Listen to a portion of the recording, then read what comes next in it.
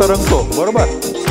याला मी काढला उलटा केला असा टाकला तरी पण तरंगतो, काढला उलटा केला तरी टाकला तरी पण परत तरंगतो. हा काय होतंय म्हणजे हा मोनोपोल आहे, याला एकच पोल आहे. हा दोन्ही बाजूला तरंगतोच ना तो. हा अरे आता बघा मी इकडे तुम्हाला दाखवलं, हे जे होतं हा काढला, आता आकर्षण आहे. आता मी हा काढला असा टाकला, आकर्षण आहे. म्हणजे याच्यामध्ये एकच पोल आहे ना, एक तर हा यात जर याच्यामध्ये जर दोन पोल असते तर एका बाजूला तो आकर्षित झाला पाहिजे, एका बाजूला प्रतिकर्षित झाला पाहिजे. इथे जर तो दोन्ही बघा हा जो आहे हा असा टाकला तरी आकर्षण करतोय, असा टाकला तरी पण आकर्षणच करतोय. हा जो आहे हा असा टाकला तर आकर्षण करतो, असा टाकला तर प्रतिकर्षण करतो. मी असा काढला उलटा टाकला परत तर प्रतिकर्षणच करतो.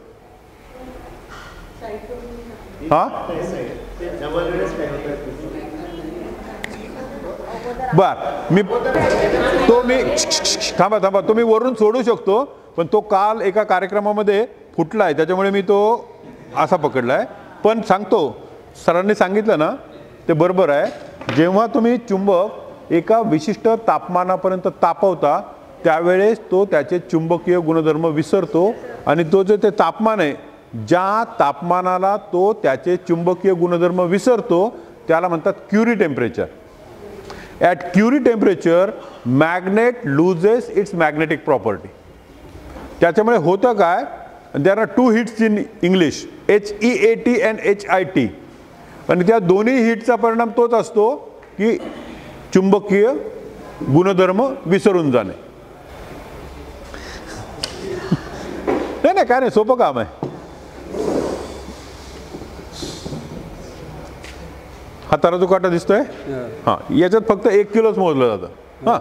हा आता आपल्याला काय करायचंय, आपल्याला 1 किलो नाही, आपल्याला न्यूटनच्या भाषेमध्ये आपण बोलूया आता. हा मला फक्त तुम्हाला काय करायचं, याच्यावरती 1 न्यूटन बल लावा. तुम्ही बघायचं नाही, ते सगळ्यांना दिसेल. तुम्ही इकडनं 1 न्यूटन बल लावा, याच्यावर लावा. अंदाज आहे, काय नाही म्हणजे त्याच्यात काय परीक्षा काय नाही. बघायचं नाही न बघता. किती झालं बरं थांबा असंच पकडून ठेवा. हा तुम्ही काय सांगितलं, 1 किलो म्हणजे किती, आपण 1 किलो म्हणजे 10 पकडलं. हा म्हणजे आपल्याला जर 1च न्यूटन पाहिजे असेल तर किती, किलोचा 10वा भाग म्हणजे किती, 100 ग्रॅम. यांनी किती दाखवता इकडे, 1 किलोच्या पण पलीकडे निघून गेलं, बरोबर. म्हणजे आपल्याला ते 1 न्यूटन किंवा 10 न्यूटन म्हणजे 10 न्यूटन ज्यावेळेस होतं त्यावेळेस ते 1 किलो होतं. म्हणजे आपल्याला ज्यावेळेस आपण 100 ग्रॅम होतो ना, दॅट इज 1 न्यूटन. बर पण पास्कल असं सांगत नाही की 10 दिशांनी सारखाच पाहिजे. तो काय म्हणतो, सर्व दिशांनी. आता समजा ही कोणती आहे तुमची, उत्तर म्हणजे नकाशाच्या दृष्टीने. हां असं पाहिलं तर वेगळं, नकाशाच्या दृष्टीने बघितलं ही उत्तर, ही पूर्व, बरोबर. आणि ही मध्ये असते ती ईशान्य, बरोबर ना. आता ही जी ईशान्य आहे, या ईशान्य आणि उत्तर याच्यामध्ये पण काहीतरी असू शकतं ना, मग त्याला काय नाव द्यायचं.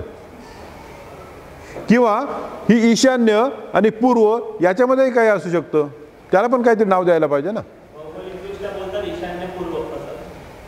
तर त्याच्यामध्ये म्हणजे प्रत्येक अंशामध्ये जर तुम्ही गेलं तर प्रत्येक अंशाला ती दिशा बदलते, किंवा त्याच्या अगदी छोटा भाग घेतला तरी पण दिशा बदलते. म्हणून पास्कल हुशार होतं, त्याने फक्त 8 किंवा 10 दिशांनी म्हटलं नाही, किंवा त्याने मुख्य दिशा उपदिशा असंही काही म्हटलं नाही. त्याने काय सांगितलं, सर्व दिशांनी. मग जर तुमचं इंजेक्शनच्या इकडे जा, असं जा, आडवं जा, तिरपं जा, कसंही जा, सर्व दिशांनी सारखाच पारेषित होतो. मी असा पुढे जाण्याचा प्रयत्न करतो तर ही जी लंबरेषा ही पायाने व्यापलेल्या क्षेत्रफळाच्या बाहेर जाते, म्हणून माझा तोल जातो. जर मी या बाजूला जरी असं झालो तरी पण एका ठराविक मर्यादेपर्यंत. जर त्याऐवजी जर मी माझा पाय इकडे दूर केला तर मी जास्त बाजूला जाऊ शकेल. तसंच मी पुढे पण जर पाय म्हणजे मी काय करतोय, पायाने व्यापलेल्या क्षेत्रफळ जे आहे ते जे क्षेत्रफळ आहे ते वाढवतोय. ते जे छोटं मूल असतं ना, ते आपण असं म्हटलं का आधी अडखळत चालतं, ते काय करत असतं माहिती आहे, ते त्याचा गुरुत्वमध्य पायाने व्यापलेल्या क्षेत्रफळाच्या आतमध्ये येईल याची सवय करत असतो. त्याला म्हणजे त्याला कोणी सांगत नाही, पण ते सराव करतं.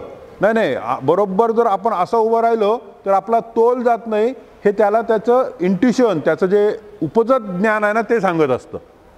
त्याच्यामुळे तो ज्यावेळेस त्याने आधार दिलेला असतो त्यावेळेस काय होतं, त्या आधार आणि पाय याच्या दरम्यानचं जे अंतर असतं तो पूर्ण पाय असतो. त्याच्यामुळे तो तोल सांभाळू शकतो. जसजसा त्याला आत्मविश्वास येतो तसतसं तो त्या फर्निचर किंवा भिंतीला जर लावलेला हात आहे तो सोडून देतो आणि बरोबर म्हणजे त्याच्या बेंबीपासून टाकलेली लंबरेषा ही त्याने पायाने व्यापलेल्या क्षेत्रफळाच्या बरोबर मध्ये येते. त्यावेळेस तो तोल सांभाळू शकतो.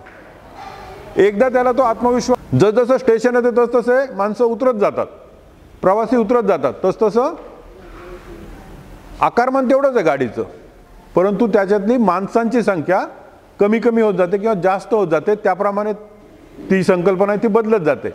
म्हणजे इथे काय होतं, इथे जागा जास्त आहे, मी त्यांना दाबतोय, त्याच्यामुळे ते आपोआपच बाहेर येत आहे.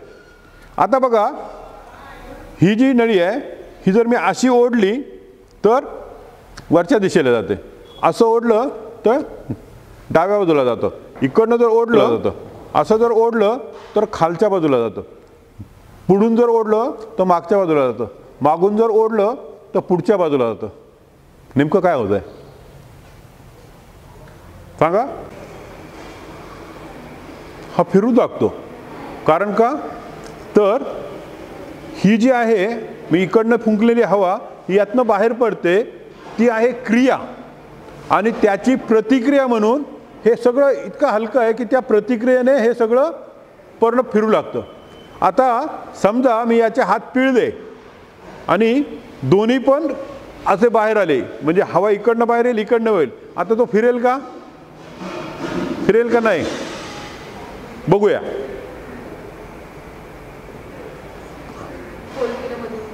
हां नाही, आता त्याची दोन्ही पण इकडनं हवा येते, ती क्रिया ती प्रतिक्रिया, इकडनं क्रिया ती प्रतिक्रिया, परंतु त्या परस्पर 15-20 मिनिटं बोलू शकतो. तर काय करतो आपण, ज्यावेळेस तुम्हाला माहिती आहे घरामध्ये जर छोटं बाळाचा जर झोका असेल तर आपण एका विशिष्ट वेळी त्या झोक्याला गती देतो, बरोबर?